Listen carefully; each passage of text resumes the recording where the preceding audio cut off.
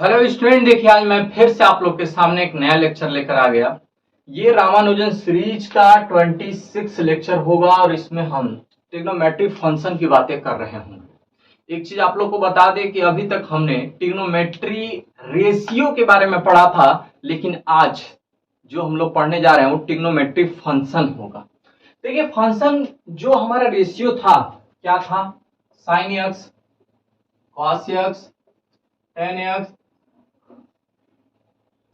Cot x, सेक x और cosec x. देखिए अब ये फंक्शन में बदल जाता है। अब ये किस में बदल जा रहा है? फंक्शन में। तो f x equal to sine x, f x equal to cos x, f x equal to tan x, f x equal to cot x और f x equal to sec x और f x equal to cosec x. हम जो बातें करेंगे वो सबसे पहले unit circle की बातें करेंगे कि यूनिट सर्कल क्या होता है। जब आप यूनिट सर्कल को समझेंगे ना तो इसमें जितने भी टॉपिक्स हैं यहाँ पे थोड़ी सी ध्यान देने की जरूरत है और यहाँ से बहुत अच्छे अच्छे क्वेश्चन उठते हैं। सबसे पहले हम यूनिट सर्कल की बातें करें। आप यूनिट सर्कल अच्छा बनता कैसे है? एक आप सर्कल खींचो जिसकी रेडियस कितनी होनी चाहिए? 1 होनी चाहिए। और जब आपकी रेडियस 1 हो रही है, यानी रेडियस 1 हो रहा है, तो इसकी जो यहाँ पे जो पॉइंट होंगे वो क्या होगा? 1,0 होगा। क्या होगा? 1,0। एक चीज और समझिएगा, यदि यहां से एंगल ड्रॉप कर रहा है, सपोज कीजिए कि यक्स एंगल बना रहा है यहाँ पे, तो ये जो एंगल होगा वो क्या होगा? कॉस एक्स साइन एक्स होगा। हाँ सर होगा। यदि ये 1,0 है तो ये क्या होगा? 0,1, 0,1। और ये क्या होगा? -1,0। ये पॉइंट आपका क्या होगा? -1,0। और ये पॉइंट आपका क्या होगा? 0,-1। हम यहां से एक बात समझे कि क्या सर हम यूनिट सर्कल में जब भी जाते हैं तो ये 1,0 होता है यदि रेडियस इसकी 1 है। तो एक चीज और समझिएगा, जो फर्स्ट वाला है, यदि हम cos x की बातें करें, यानी cos इसकी 0 डिग्री की बातें करते हैं, ठीक है। यहाँ पे क्या है आपका? 0। यहाँ पे क्या है? π/2। यहाँ पे क्या है? 2π। यहाँ पे क्या है? सॉरी पाई। और यहाँ पे क्या है? 3π/2। और यहाँ पे यदि यहाँ चलते हो तो यहाँ क्या होगा? 2π। बातें समझ में आ रही है? क्लियर है? दिख रहा है? हाँ जी दिख रहा है? नहीं दिख रहा है? दिख रहा है सर। पूरा क्लियर हो रहा है? बिल्कुल सर। चलो, तो इतना बात आपको समझ में आया कि ये कहां से आया, कहां से आया, इतना बात क्लियर है। तो देखिए यहाँ पे 0, π/2, पाई, फिर 3π/2। अब यहां से इतनी बातें क्लियर हो गई। लेकिन हाँ, यदि किसी भी जैसे cos 0 डिग्री की आपको वैल्यू चाहिए तो cos 0 और यहाँ पे देखिए sin 0। तो cos 0 की वैल्यू कितनी हो गई? 1। और sin 0 की वैल्यू कितनी हो गई? 0। यहाँ पे इसी तरह से यदि cos π/2 की वैल्यू कितनी होती है? तो 0। और sin π/2 की वैल्यू कितनी होती है? तो 1। यहाँ से एक फायदा है कि यहाँ से आपका ये निकलता चला जाएगा। एक चीज और समझिए कि यदि cos पाई की वैल्यू आप फाइंड करोगे तो cos पाई की वैल्यू आता है -1। और साइन पाई की वैल्यू यदि आप निकालोगे तो साइन पाई की वैल्यू क्या आता है? 0। एक चीज और समझना, यदि साइन 3π/2 की वैल्यू निकालें, cos 3π/2 किसका? cos 3π/2 का, तो यहाँ पे क्या आएगा? 0। और साइन 3π/2 का -1 क्या आएगा? -1। यदि इसमें भी cos 2π कर लो तो cos 2π की वैल्यू क्या आएगी? 1। और sin 2π की वैल्यू क्या आएगा? तो 0। क्या आएगा? 0। तो यहां से एक चीज हमें यूनिट सर्कल से मिलता है। यूनिट सर्कल देखिए सभी बच्चों को आना चाहिए बनाने। यदि यूनिट सर्कल आपको बनाने आ गया तो सभी वैल्यू को आप फाइंड कर सकते हो। देखो 1 किसका वैल्यू होता है, 0 किसका वैल्यू होता है, आप यूनिट सर्कल के अकॉर्डिंग निकाल सकते हैं। जब आपको यूनिट सर्कल निकालने आएगा तो देखिए कभी भी यूनिट सर्कल निकालने के लिए एक चीज समझिएगा कि बस बारीक से समझिए कि यदि उसकी रेडियस 1 हो रही है, यदि उसकी रेडियस 1 हो रही है तो ये क्या होगा 1, 0, 0, 1, -1, 0 और 0, -1 होता है। हाँ सर, यहाँ से जो एक आपका एंगल बना रहा है वो x एंगल बनाता है और ये क्या होता है cos x और sin x हो जाता है। यहाँ तक भी बात आपको पूरा का पूरा क्लियर होगा। हमने यूनिट सर्कल को देखा और यदि यदि सपोज कीजिए थोड़ी देर के लिए कि मैं एक एक्सिस खींचा और यदि ये आपका x एक्सिस है और ये आपका y एक्सिस है, ये आपका x एक्सिस है और ये आपका y एक्सिस है। यदि हम यहाँ से यदि ऐसे चलते थे एंटी क्लॉकवाइज जब भी चलते थे तो ये क्या था 0 था और ये क्या था आपका π/2 और ये क्या था आपका पाई और ये क्या था आपका 3π/2 और ये क्या था आपका 2π, ये क्या था 2π। एक चीज समझिएगा, हम क्लॉकवाइज चलेंगे क्लॉकवाइज डायरेक्शन में तो यहाँ पे क्या होगा 0 होगा, यहाँ पे क्या होगा π/2 होगा। नेगेटिव में आप चलेंगे भाई नेगेटिव ही तो होगा यार। अब यहाँ पे देखो यहाँ पे -5, यहाँ पे क्या होगा -3π/2 और यहाँ पे क्या होगा -2π। एक चीज हमेशा इसमें और बातें ध्यान रखने की है, यदि हम एंटी क्लॉकवाइज चलते हैं तो पॉजिटिव होता है, यदि हम क्लॉकवाइज चल रहे हैं तो नेगेटिव होता है। ये बातें आप लोग को क्या है पता है। एक बात और, यदि sin x बनते हैं sin x = 0 होता है और x की जो वैल्यू होती है वो इक्वल होती है, यानी n π का सेंस ये हुआ और एवरी x बिलोंग्स टू क्या होता है z के, इसके होता है z, x की जो वैल्यू होगी 0 और यहाँ पे क्या होगा आपका ±π, फिर ±2π, फिर ±3π, फिर dot dot dot dot dot dot dot dot इसी तरह से चलता चला जाएगा। एक बात और ध्यान रखनी है, तो कहिए सर क्या, तो देख लो, देखो यदि हम cos x की बातें करें, सर cos x मेरा 0 होगा, यदि cos x 0 होगा तो cos x कब 0 होता है, y एक्सिस पे cos x की वैल्यू 0 होती है। तो क्या होगा सर x यानी x = क्या होगा एक 0, फिर π/2, फिर क्या होगा ±π/2 ±3π/2, यानी इसका मतलब ये हुआ कि x = 2x + 1 π/2 होगा, यानी ऑड π/2। क्या हम बोलेंगे odd π/2 for every x belongs to z। समझा कि यदि sin x की वैल्यू 0 हो रही है, sin x = 0 होता है तो x = nπ होगा, जहां पे x की वैल्यू जो होंगे 0 ±5 ±2π ±3π, इसी तरह से आपके चलते चले जाते हैं। और यहाँ पे देखो यार, यदि cos x की वैल्यू यदि 0 होती है तो x = 0 ±π/2 ±3π/2 और इसी तरह से चलते चला जाता है। और जो x की वैल्यू आते हैं वो 2x + 1 π/2 होता है और for every x belongs to z के इक्वल होता है। z यहाँ पे क्या है यार, पूर्णांक है यार, 0 +1 2 -1 2 खत्म। सपोज कीजिए ये मेरा कोई एक्सिस है, ये आपका x है, ये x डैश y डैश है। यदि हम यहाँ से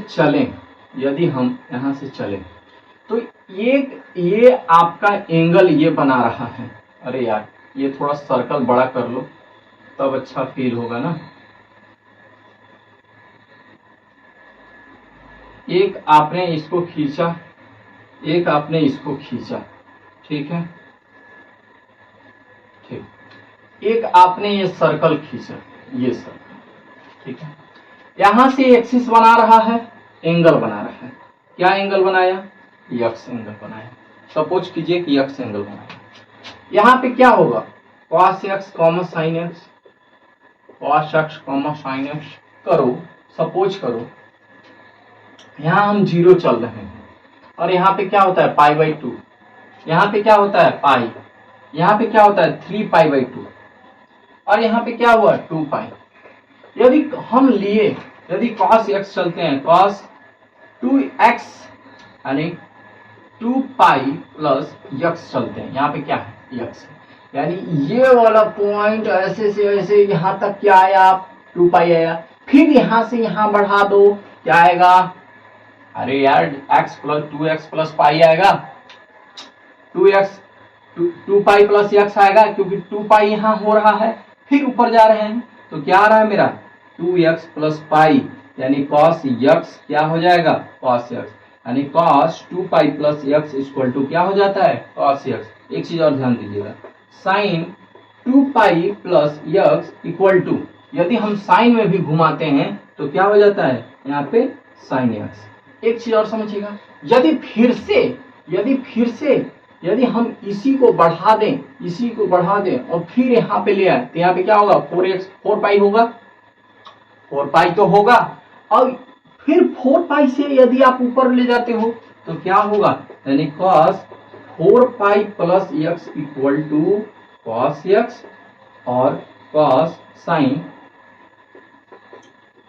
4π plus x equal to sin x।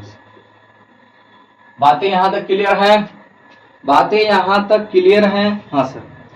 यदि तो cos 2nπ plus x equal to होता है cos x और sin 2nπ plus x equal to होता है sin x। बात कुछ क्लियर हो रहा होगा मुझे ऐसा लगता है। और देखिए n इसी तरह के यहीं से कुछ क्वेश्चंस आते हैं, यहीं से कुछ क्वेश्चंस निकलते हैं जो कि हम अभी करेंगे। करें cos nπ plus x, cos 2nπ plus x equal to cos x और sin 2nπ plus x equal to sin x। ध्यान दीजिए, अब यहाँ पे एक क्वेश्चन हम लेंगे और उसको सबसे पहले क्वेश्चन को लेने से पहले एक चीज और समझ लीजिएगा थोड़ा सा। इतना बात, कोई भी हम कोऑर्डिनेट ले रहे हैं, कोऑर्डिनेट लेने का मतलब ये हुआ कि यदि आप x एक्सिस लिए, ये आपका x एक्सिस है, ये आपका y एक्सिस है, और यहाँ पे यदि ऑल स्टूडेंट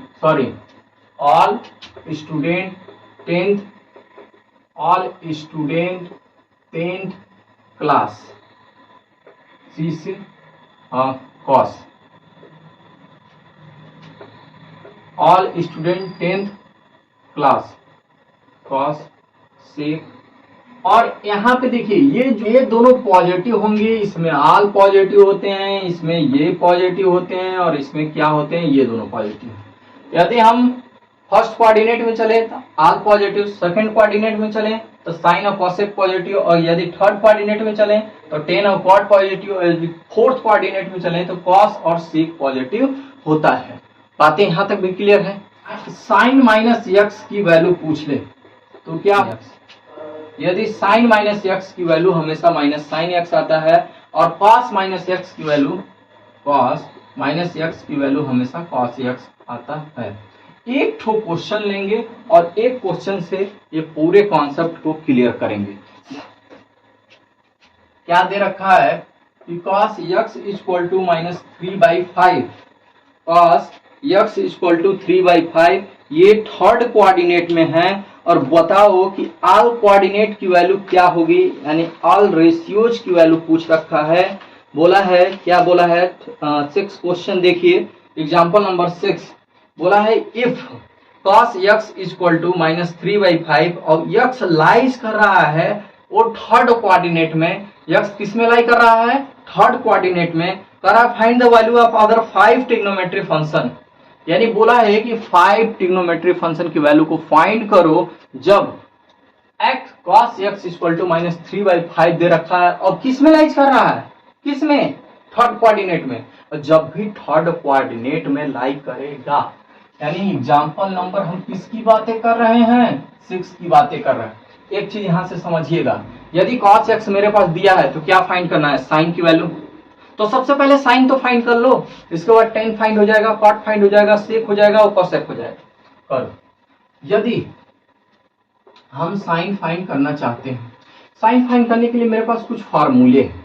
यदि साइन स्क्वायर एक्स और cos square x equal to 1, ये आइडेंटिटीज है, बोलो हाँ सर है।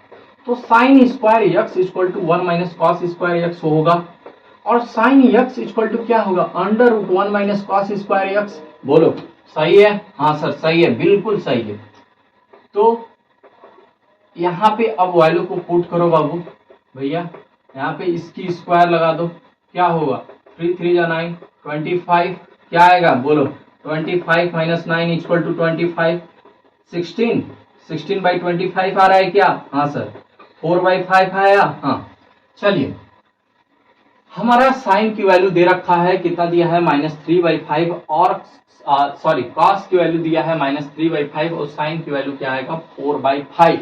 यहाँ से आप इसकी भी वैल्यू तो निकाल सकते हो, इसकी 10x क्या होता है साइन एक्स बटा कॉस एक्स। अरे यार ये निकल गया तो सब निकल गया यार, ये निकल गया तो सब निकल गया। हाँ बोलो क्या होगा, साइन की वैल्यू कितना है 4/5, इसकी वैल्यू कितना है 3/5। माइनस कब लगाएंगे, कोऑर्डिनेट के अकॉर्डिंग लगाएंगे, तो क्या आएगा 4/3। अब तुम्हें सबका तो पता है यार, जो साइन होता है, सॉरी जो कॉसेक होता है वो किसका उल्टा होता है, 1/sin। अरे भैया कॉसेक इक्वल टू 1/sin होता है, हाँ होता है, तो लिख लो। साइन तुम्हें पता ही है क्या है 4/5, क्या हो जाएगा 5/4। कॉसेक की वैल्यू आ गई, सेक को भी पता है तुम्हें 1/cos, और जब cos पता है सुनो तो क्या लिखोगे 3/5, क्या होगा 5/3। 10 पता है तो cot पता कर लो, कैसे होगा cot, अरे यार डायरेक्ट पलट जाएगा, 10 का उल्टा होता है ना cot, तो क्या लिखें 3/4। लेकिन इसमें सिर्फ और सिर्फ कौन सा 10 और cot की वैल्यू सिर्फ पॉजिटिव होगी, क्योंकि ये थर्ड कोऑर्डिनेट में है, और जब भी थर्ड कोऑर्डिनेट में रहता है तो 10 और cot की वैल्यू ही पॉजिटिव रहती है, बाकी सब नेगेटिव होता है। तो हम क्या लिखेंगे, यानी कॉसेक की वैल्यू माइनस, और कॉस ये सेक की वैल्यू माइनस, और साइन की जो वैल्यू आई है ये भी माइनस होगी, और कॉस की वैल्यू भी माइनस होगी। तो क्या आप यहाँ तक मेरी बातों को समझ पा रहे हैं, क्या आप मेरी बातों को समझ पा रहे हैं, हाँ सर सही है, आंसर सही है जी, हाँ बिल्कुल सही है, बिल्कुल सही है, बिल्कुल सही है, बिल्कुल सही है। हाँ साइन 31π/3 दे रखा है। एक चीज समझना बाबू, यहाँ पे एग्जाम्पल नंबर 8 की हम बातें कर रहे हैं, किसकी हम बातें कर रहे हैं, एग्जाम्पल नंबर 8 की। जानते हो इसको क्या करो ना, 2n पाई प्लस एक्स के फॉर्म में बनाना होगा। कैसे बनाएंगे यार, देखो यार इसको कुछ मत करो ना, साइन इसको हम क्या लिख सकते हैं 10 पाई प्लस π/3 लिख सकते हैं क्या, क्या क्या हम इसको 10 पाई प्लस π/3 लिख सकते हैं। अरे यार क्यों नहीं लिख सकते यार, यहाँ पे क्या दे रखा है बोलो, 10 पाई दे रखा है, अरे नहीं दिया है 10, ये क्या होगा 3 से इसमें एलसीएम लोगे, यहाँ पे 30 होगा, 30 में 1 ऐड करोगे 31 हो जाएगा, तो हो जाएगा। तो इसको ऐसे लिख लो, तोड़ने जब आ गया तो सब करने आ गया। मैं तोड़ने का भी अभी ट्रिक समझाऊंगा कि तोड़ा कैसे जाता है, समझ में आया। अब देखो भैया जब ये 2 पाई के फॉर्म में हो गया यार, अरे ऐसे तो कर लो, हो गया हो गया। जब इसकी वैल्यू हमेशा एक चीज समझिएगा कि कभी भी 2n पाई की वैल्यू यदि हम किसके इक्वल मान लेते हैं, 0 मान लेते हैं, कितने मान लेते हैं 0, तो इसकी वैल्यू डायरेक्ट यहाँ पे 0 हो गई, और साइन बचा साइन π/3, यानी साइन π/3 यानी किसकी वैल्यू है ये, अरे ये रेडियन में दिया है, डिग्री में चेंज कर लो, यानी 60 डिग्री, और साइन 60 डिग्री की वैल्यू क्या होती है √3/2, तो यही आपका √3/2 आंसर हो जाएगा। साइन एक्स की ग्राफ खींचना चाहते हो तो कुछ मत करो, बस कुछ मत करो। यदि साइन एक्स की फंक्शन जो है आपका साइन एक्स और यदि साइन एक्स की ग्राफ चाहते हो तुम खींचना तो क्या करोगे, बस एक से एक्सिस बना लो, यहाँ पे 0 अप्लाई करेगा, यहाँ पे क्या होगा π/2, यहाँ पे क्या होगा पाई, यहाँ पे क्या होगा 3π/2, यहाँ पे क्या होगा 2π, यहाँ पे क्या होगा -π/2, यहाँ पे क्या होगा -π, यहाँ पे क्या होगा -3π/2 और यहाँ पे क्या होगा -2π। एक चीज हमेशा ध्यान रखिएगा, ये आपका एक्स एक्सिस है, यहाँ पे 1 मान लो, ठीक है।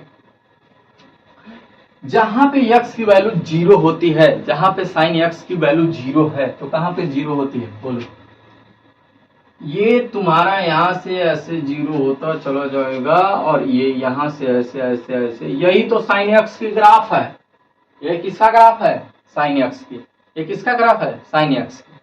यदि तुम्हें कॉसेक x की ग्राफ को फाइंड करना है तो बस कुछ मत करो भैया, यदि आपको कॉसेक x की ग्राफ को फाइंड करना है तो जहां जहां पे ये लाइन आपका कटा है, जहां जहां से ये मिला है वहां वहां पे ऐसे काट दो, वहां वहां पे ऐसे क्या कर दो काट दो, और इसको क्या करो ना कि उल्टा ऐसे मिला दो, इसको क्या करो उल्टा ऐसे मिला दो, ऐसे ऐसे मिला दिया मैंने भैया, इसको जहां जहां पे ऐसे बना है इसको ऐसे उल्टा घुमा दिया, और जब उल्टा घुमाया और इसको क्या करो ना कि इसको मिटा दो, इसको मिटा दो, ये तुम्हारा किसका ग्राफ हो गया कॉसेक एक्स का, ये तुम्हारा किसका ग्राफ हो गया कॉसेक एक्स का,